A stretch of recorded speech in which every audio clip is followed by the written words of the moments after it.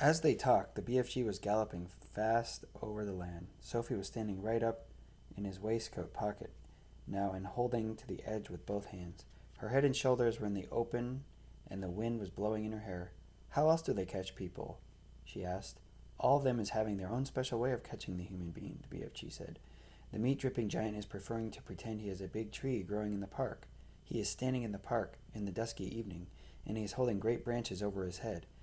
And there he is waiting until some happy families is coming to have a picnic under the spreading tree. The meat dripping giant is watching them as they lay out their little picnic, but in the end it is the meat dripper who is having the picnic.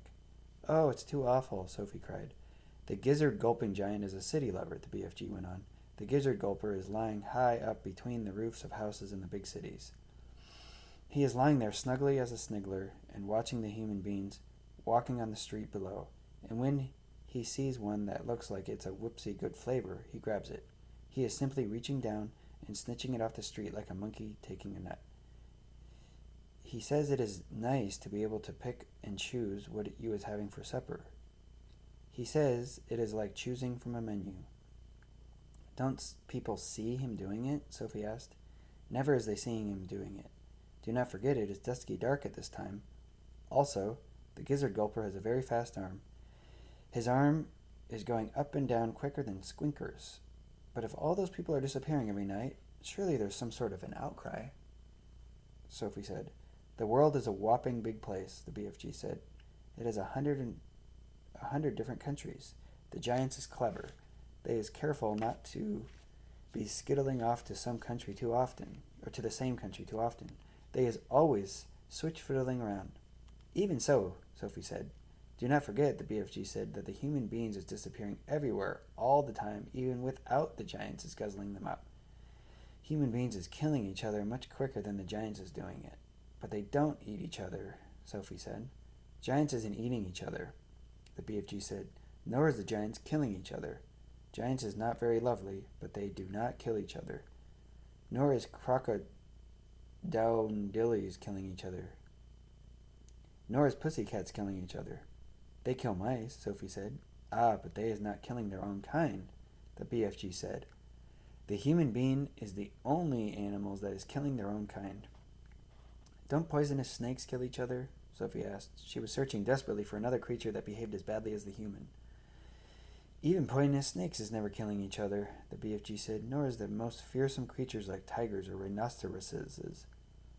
None of them is ever killing their own kind. Have you ever thought about that? Sophie kept silent. I is not understanding human beings at all, the BFG said. You is a human being, and you is saying it is grizzling and horrigus for giants to be eating other human beings, right? Or left?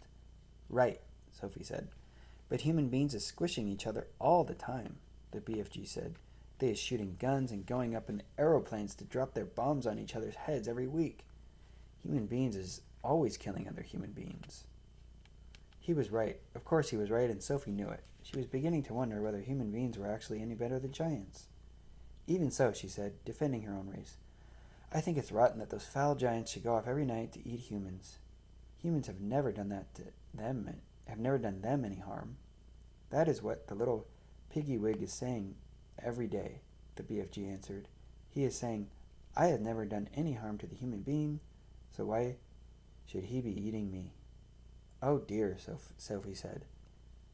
The human beings is making rules to suit themselves, the BFG went on, but the rules they is making do not suit the little piggywiggies. Am I right or left? Right, Sophie said. Giants is also making rules. Their rules is not suiting human beings.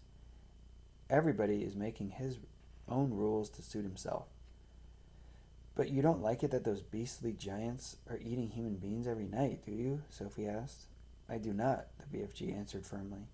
One right is not making two lefts. Is you quite cozy down there in my pocket? I'm fine, Sophie said. Then suddenly, once again, the BFG went off into a magical top gear of his. He began hurtling forward with phenomenal leaps. His speed was unbelievable. The landscape became blurred, and again Sophie had to duck down out of the whistling gale to save her head from being blown off her shoulders. She crouched in the pocket and listened to the wind screaming past. It came knifing in through the tiny peephole in the pocket and whooshed around her like a hurricane. But this time the BFG didn't stay in top gear long. It seemed as though he had some barrier to cross, a vast mountain perhaps, or an ocean, or a great desert. But having crossed it, he once again slowed down to normal gallop, and Sophie was able to pop her head up and look out at the view once more. She noticed immediately that they were now in an altogether paler country. The sun had disappeared above a film of vapor. The air was becoming cooler every minute. The land was flat and treeless, and there seemed to be no color in it at all. Every minute the mist became thicker, the air became colder,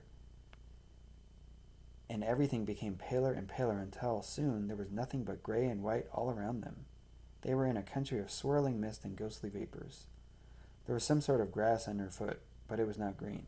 It was ashy gray. There was no sign of a living creature and no sound at all except for the soft thud of the BFG's footsteps as he hurtled on through the fog. Suddenly he stopped.